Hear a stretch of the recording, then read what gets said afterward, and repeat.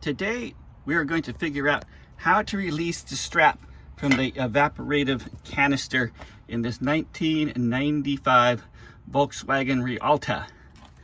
Okay, so the first order of business is getting access, which means taking off the wheel, which means jacking up the Rialta. So I tried to use a scissor jack, and the problem is that this is the jacking point, and once you get the jack in here, there's no way you can get a jack stand in here.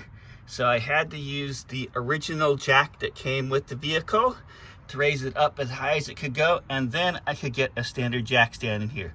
So always work on your car with jack stands. Don't rely on the jack. Remember, safety first. The clearance is very low, and if this falls, you will die. So you have to jack that up. You have to get the wheels off. For me, the bolts were extremely tight. I couldn't possibly get them off with the factory supplied wrench. And so I had to go use 1/2-inch breaker bar with, I believe this is a 17mm socket. And I just had to really wail on it to get it to go.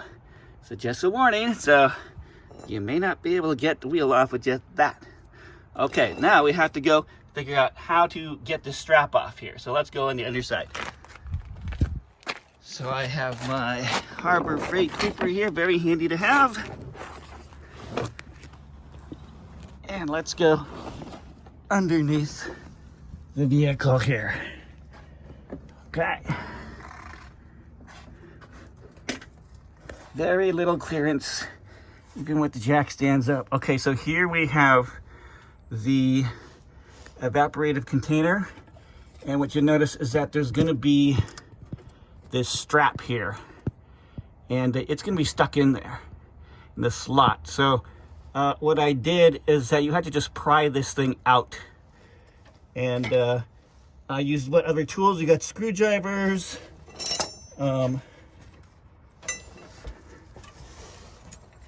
I had this particular tool here. You can get it underneath the slot and pry it loose as much as you can, okay? But I wasn't able to get it off completely that way. You would pull it out about 1/2 inch, but still that's not enough to free it.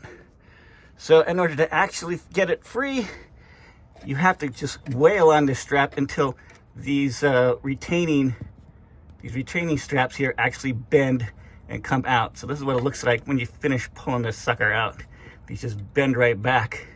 But in order to get that to happen, once I had enough clearance, by pulling it that way,